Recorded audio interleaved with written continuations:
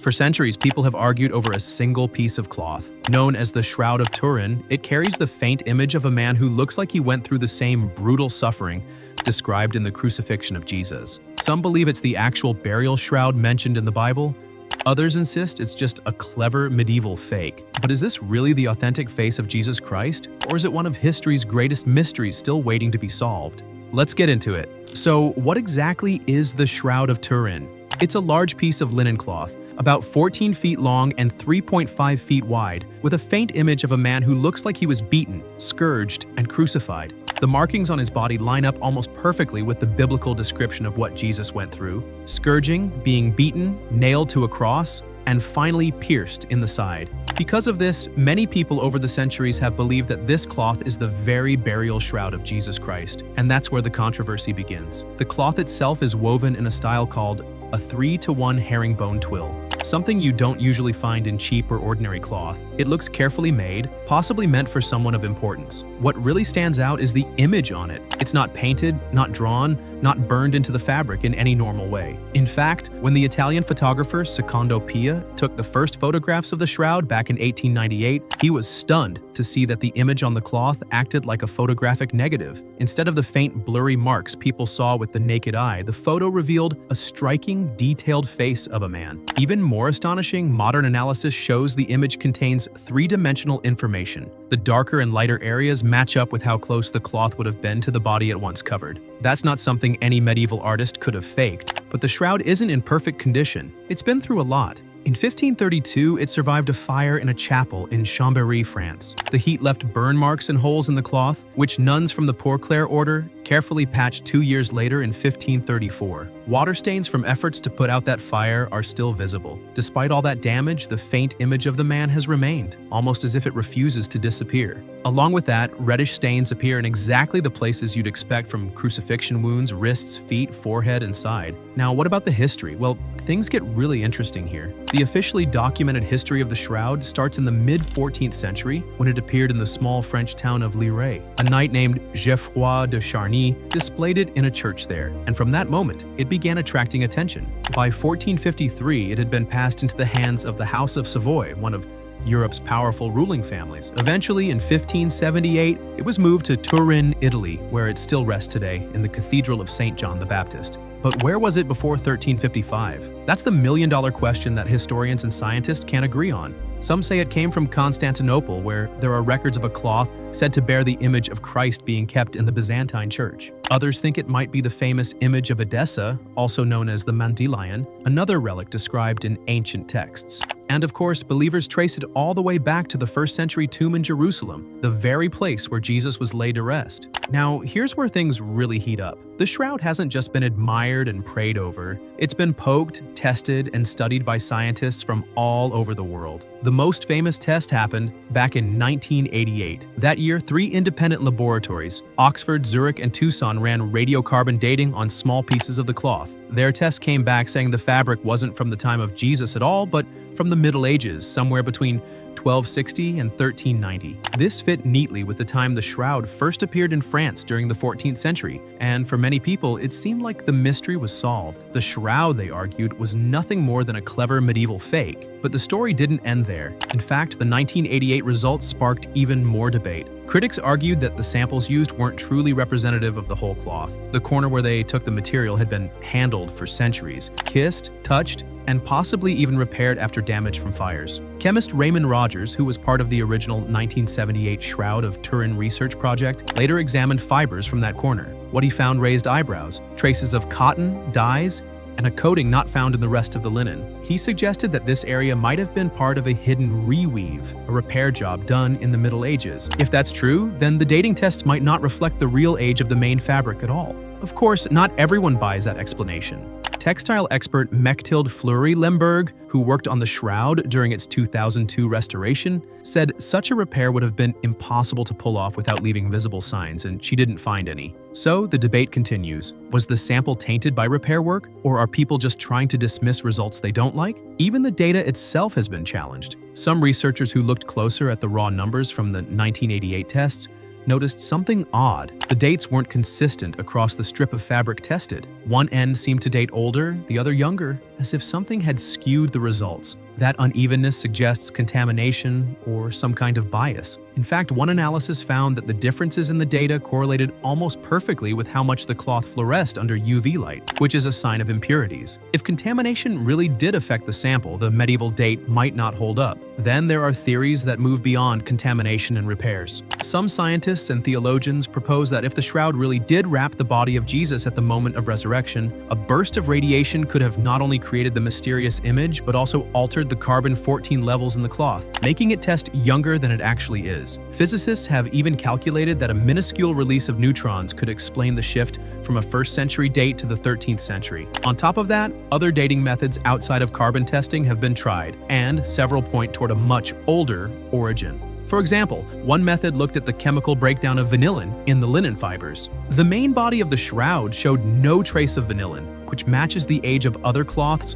known to be around 2,000 years old. The tested sample area, however, did have vanillin, again suggesting that part was newer. Another study out of the University of Padua used multiple techniques, like spectroscopy and measuring fiber strength, to estimate the age. Their results landed around the 1st century, right in the timeline of Jesus. A newer method called wide-angle X-ray scattering compared the shroud's fibers to ancient cloths found at Masada in Israel, dating back to the time of the Roman siege between 55 and 74 AD. The results were that the shroud and the Masada cloth were nearly identical in aging patterns, making the shroud's age consistent with being about 2,000 years old. Chemical analysis showed no paint or dye soaking into the fibers. One researcher did claim he saw iron oxide particles, but the wider team pushed back on that. They said the iron was naturally there from how flax is processed, not from pigments. On top of that, the image is unbelievably thin. Just resting on the surface of the linen, only a couple hundred nanometers deep, that's thinner than a single red blood cell.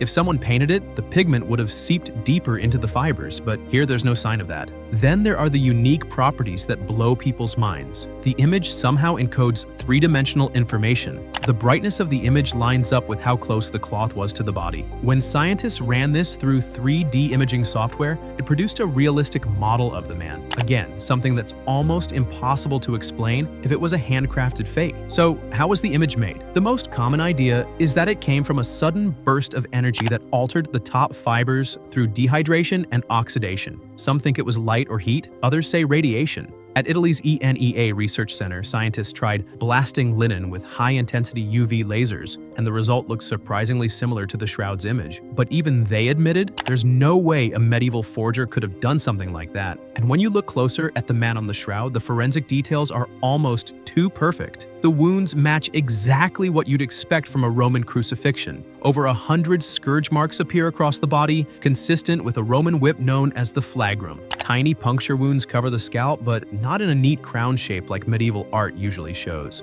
Instead, it looks more like a full helmet of thorns. The nails aren't in the palms either, but in the wrists, exactly where they'd have to be to hold up the weight of a crucified body. Medieval artists always drew nails in the hands, but the shroud shows the more anatomically correct spot. Even the missing thumbs make sense. A nail through the wrist would strike the median nerve, making the thumbs curl inward and disappear from view. And then there's the wound in the side, which shows separated blood and clear fluid, just like the gospel account of blood and water when a Roman spear pierced Jesus. Tests on the blood itself are just as striking. Multiple studies confirmed it's real human blood, type AB, which is rare today and even rarer in Europe. The reddish color seems unusual for old blood, but scientists think that's because of high levels of bilirubin, which can appear in someone who's been tortured and severely traumatized before death. The shroud also isn't alone. There's another relic called the Sudarium of Oviedo, a cloth believed to be the face covering mentioned in the Gospel of John. It's been kept in Spain for centuries and has a clear, documented history back to at least the 6th century. Its blood is also AB type, and the stain patterns line up almost perfectly with the shroud's face, suggesting both cloths were wrapped around the same head at different times. Historical breadcrumbs add even more weight. A Hungarian manuscript called the Prey Codex from the 1190s shows a burial scene with eerie similarities to the shroud. A naked body with crossed hands, missing thumbs, a cloth in a herringbone pattern, and even the same set of distinctive of burn holes found on the shroud today.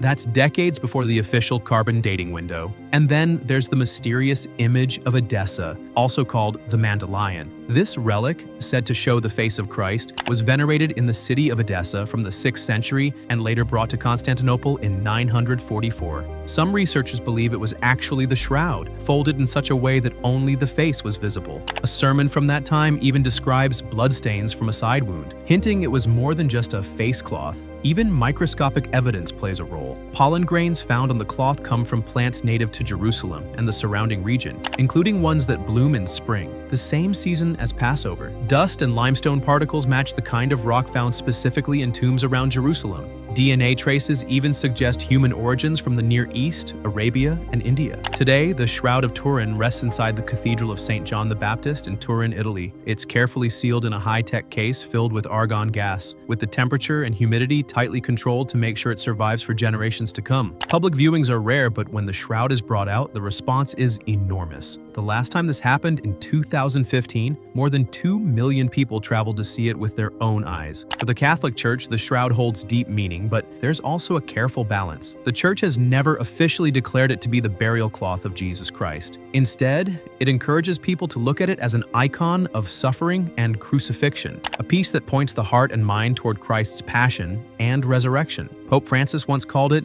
an icon of a man scourged and crucified that speaks directly to the human heart. That way, believers can venerate it without the Church making a binding statement about its historical authenticity. The cloth itself has had its share of controversy in modern times too. In 2002, a restoration effort removed the old patches sewn on after the fire of 1532, along with the backing cloth that had held it together for centuries. While the goal was to protect and preserve it, some experts argued that valuable historical and scientific evidence may have been lost forever. Things like trapped particles and clues in the charred fabric that could have told more of the story. And then, of course, there's the Bible's own mention of a burial cloth. In John 19:40, it says, "So they took the body of Jesus and bound it in linen cloths with the spices, as is the burial custom of the Jews." That description has always fueled the belief that the shroud could be the very cloth spoken of in the Gospels. So here we are, centuries later, with more science, more history, and still no clear answer. But in the end, it all comes back to the same question. What do you think? Is the Shroud of Turin the actual burial cloth of Jesus Christ,